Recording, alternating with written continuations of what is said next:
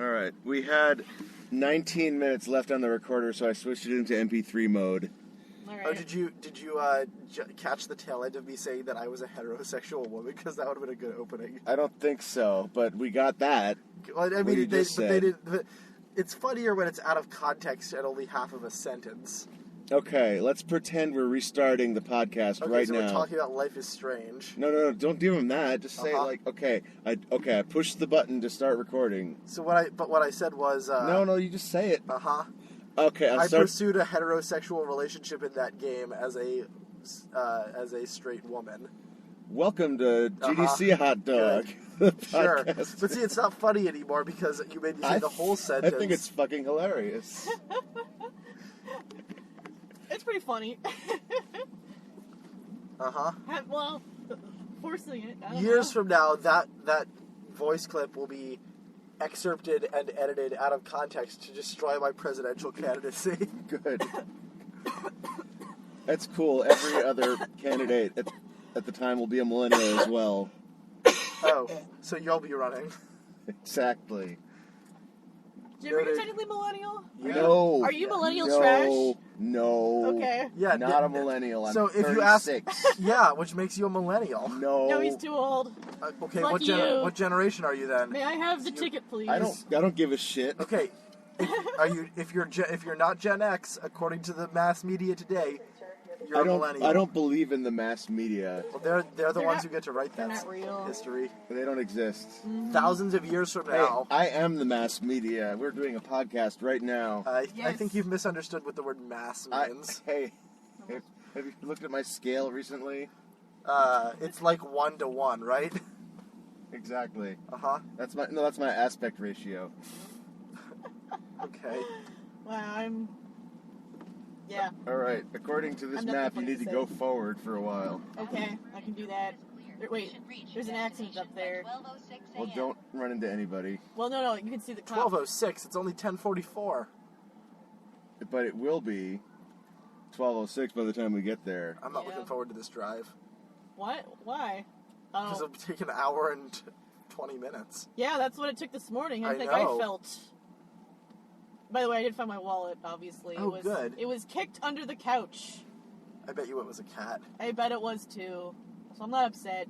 I just need to remember to check. They thought it was a cow. Yeah, it is. I don't think it's real leather. So probably not. Good enough to fool the cat, though. Oh, I don't know. Cats much. have a very astute sense of smell. Are they good at differentiating leather from pleather? They're really good at differentiating leather from lace. Uh-huh. I mean, aren't most people?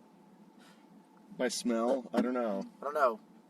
What was the last name of that guy in that song? Ashley I don't know what you're talking about at all. The song Leather and Lace. I'm just thinking of Leather Goddesses of Phobos by Steve Moretsky. Do you know where Phobos is? It's in Doom 2. Okay. Dune 2 is your favorite RTS. Every time people talk about Dune the RTS, I think, oh yeah, I love that seminal first-person shooter. Dune? Sandworms? Yeah, exactly. They're like, Shai Hulud. No, I'm talking about Doom. And when I say Doom, no, Doom. And then I realized they're actually saying Dune.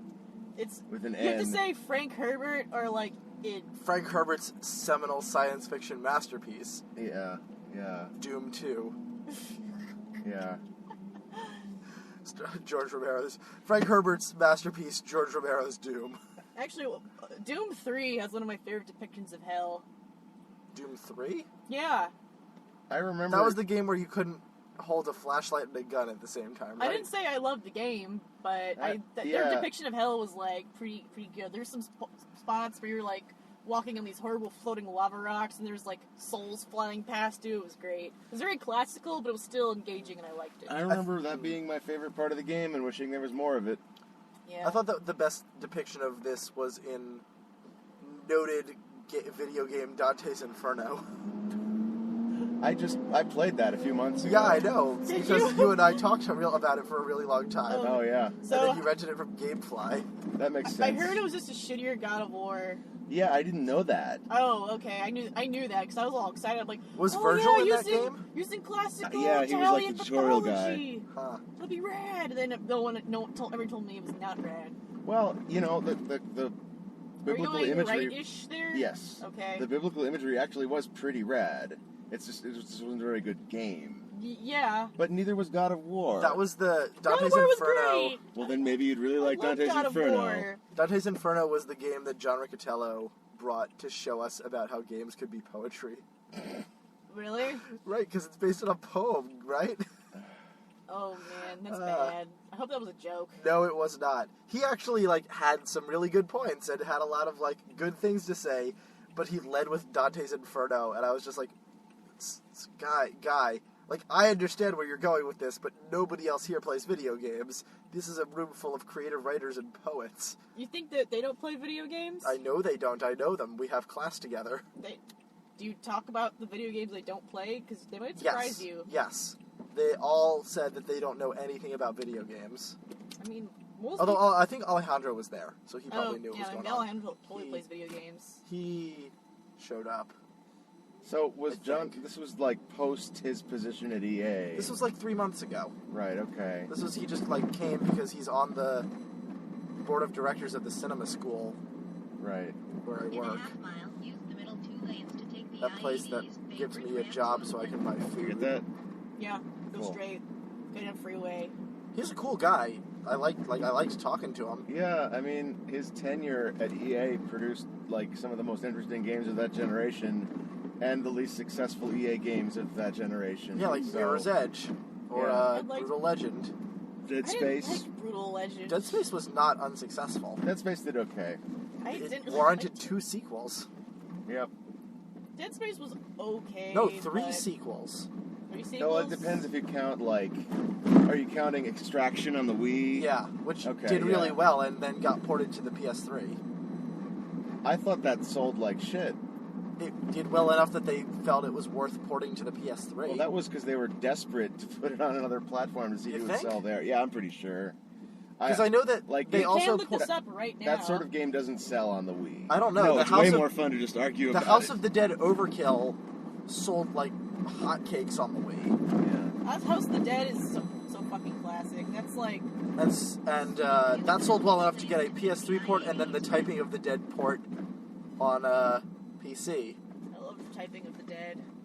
The Typing of the Dead Overkill is not as good as the original Typing of the Dead. Typing the Dead was just one of these weird games. You're like, why does this exist? But it's great. I was enthralled But as you a know, child. It I- felt I very was- subversive to me, but I was very sheltered.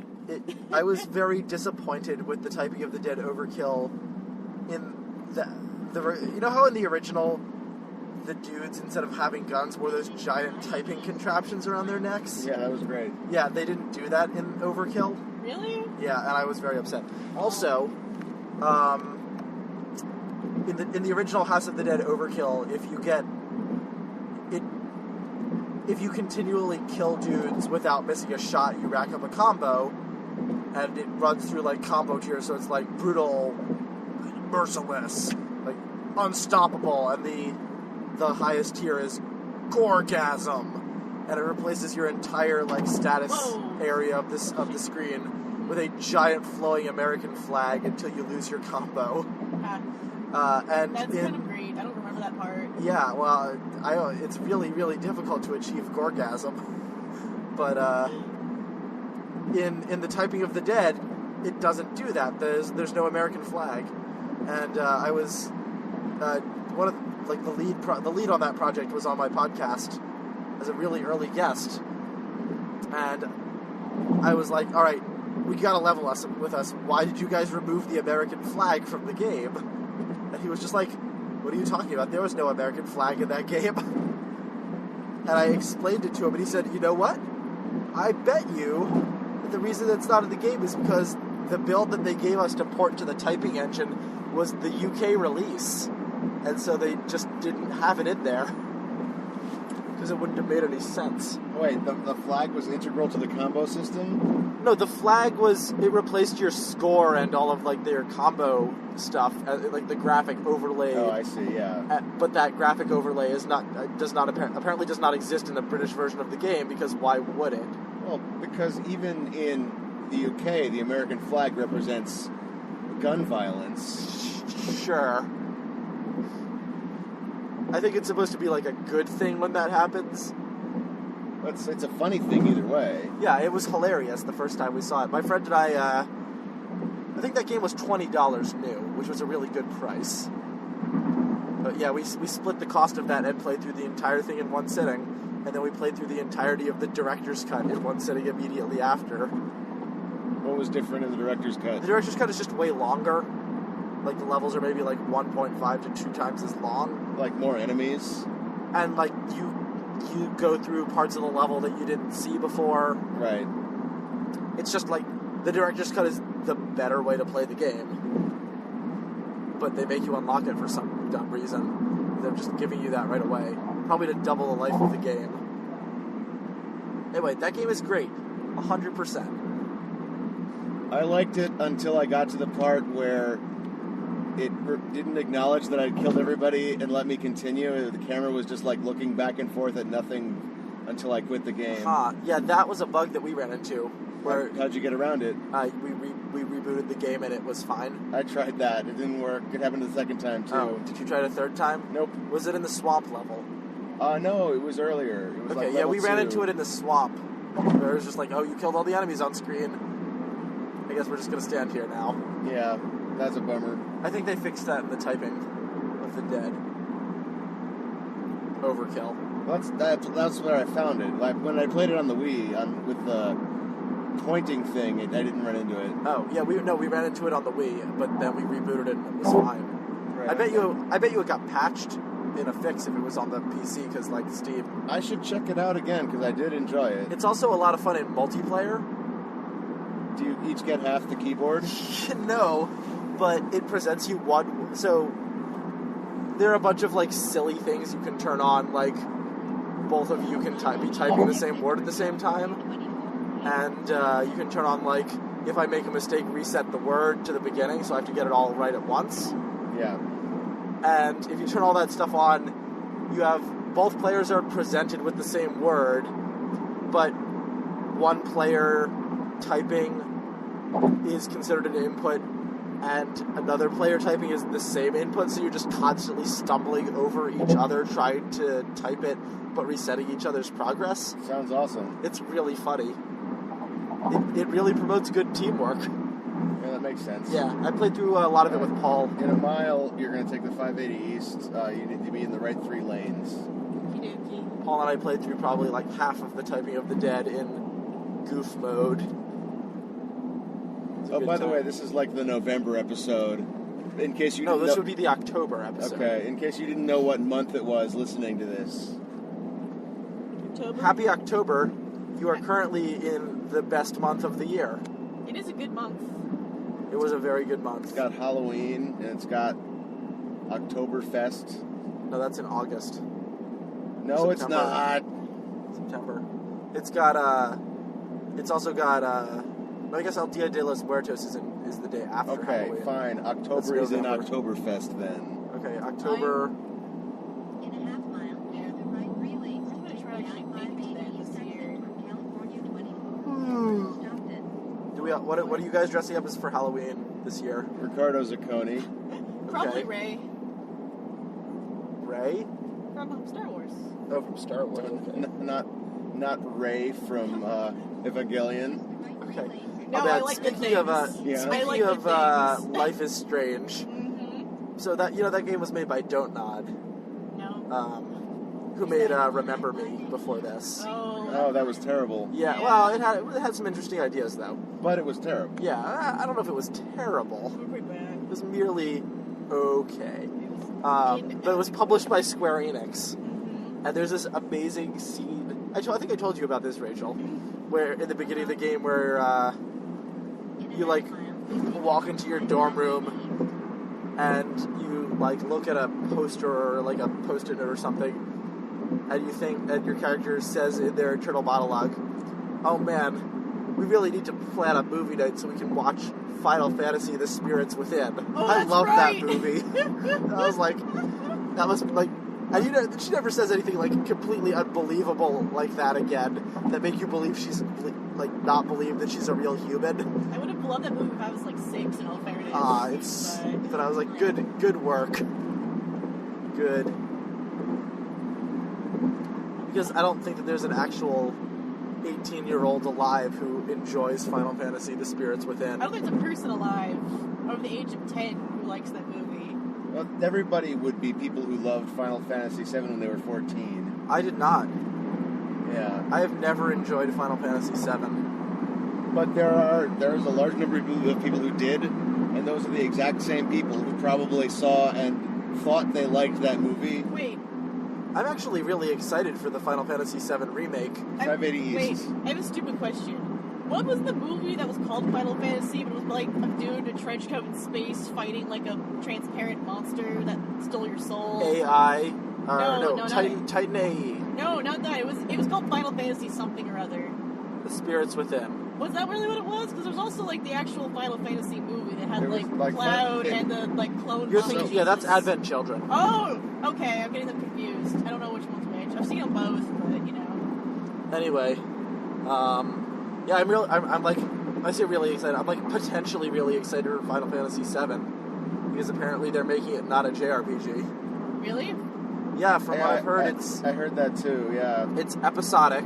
Number one. Yeah. Though that seems like a bad idea. Well, I don't know. Yeah, Like well, if they're just taking the story of Final Fantasy VII and remaking and like making an entire new game around it, it could totally work as an episodic game. Well, that's not what I'm saying. What I Right. mean, the reason it's a bad idea is that nobody is going to play more than the first chapter of that game. I potentially would play the whole thing. Well, none of the people who would buy that game because they were fans of the original now Yeah. have time to play a JRPG. Sure. That's actually a good point. So, and like, it's going to have all real-time combat. they're going to buy the first episode and then not the rest until they finish the first one because, like, why would they?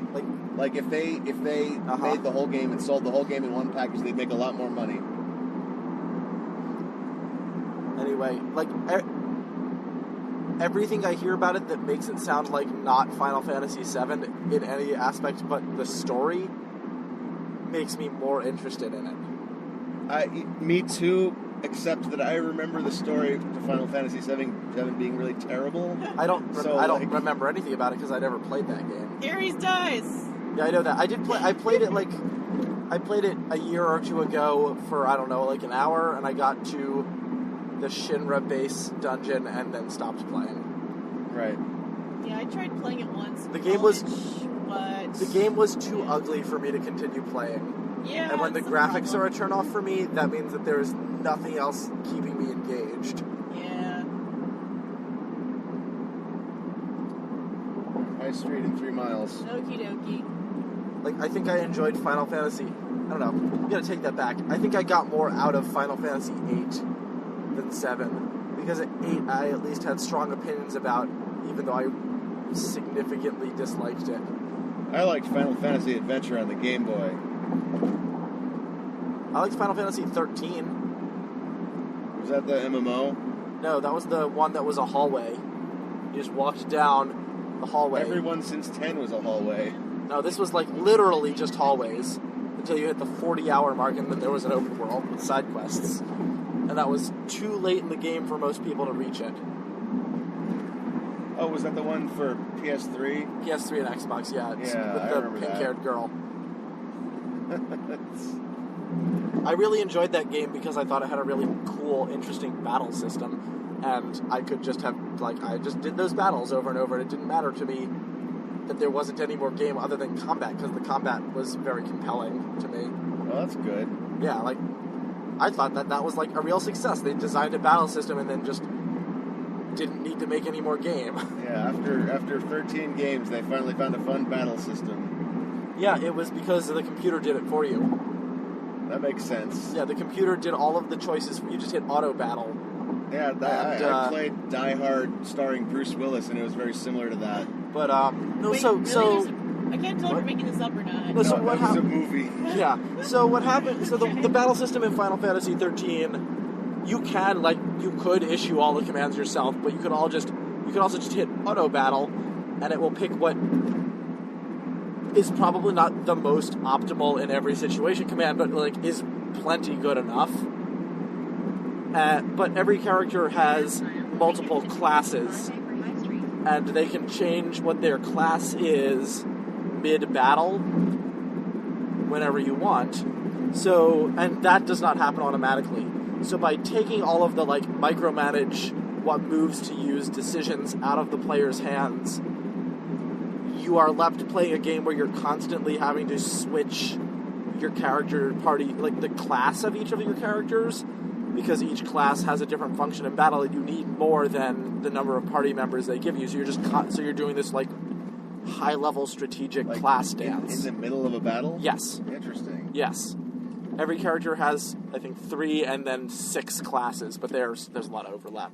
Huh. There's the way that the battles work is it's not like a normal Final Fantasy game where you just deal damage until the enemy's hit points are gone. Enemies have a bar that you fill up, and until that bar is full, the damage they take from any attack is very low. And the bar is constantly draining because it's it's the Final Fantasy active time battle, so time is going by even if you're not doing anything. Right. So you have a character class that is really good at building up that bar, but the bar depletes really fast. And then you have a character class that is really good at slowing the rate at which the bar drops. Right. And then you have the buff class and the heal class or whatever, more normal classes. So and then when the bar fills, the enemy enters a break state and can't attack for a couple seconds, and then you switch to the class that is really good at doing lots of really high damage. Right. So I thought it was a really interesting, it starts out slow because you don't have access to lots of classes, but by the end it's just this really intricate dance of stance swapping that is not a thing that they have in another Final Fantasy game. Maybe it's 12, I don't know. Yeah, that's interesting. Yeah, I found it compelling enough to finish Final Fantasy 13, and how often does that happen? It's never happened to me. Yeah, but how often does that happen with any video game? Yeah. But video games? Who plays them? Yeah. Certainly not game This is developers. Final Fantasy 13 hot dog. Mm-hmm. Yep. I've been trying to finish more things.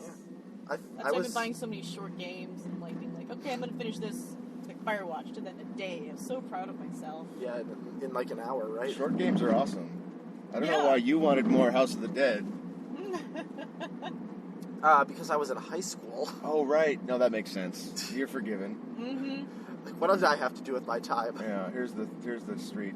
I remember it on the way in. Actually, Nice. was I in high school, or was that when I was home from college? What year did the House of the Dead Overkill come out? I think that was 2008, maybe? Okay, so I would have been a senior in high school in 2008. Mm-hmm. Is that true? No, I don't know for sure. I don't even know if that's true. Was I a senior in high school in 2008? I don't think that that's true. What year is it? Listeners, write in if you know whether... Yo, how old am I? I'm gonna look this up. Google.com, how old am I? Oh, there we go. This is us. Oh, and everything hurts. All right, listeners, writers on the Came out podcast. in 2009. And your high school graduation came out in 2009. So I was a high school senior. Okay, with that established. Yeah. Good morning. Yeah, good morning. Good night, everybody. It's October for us too now. The end.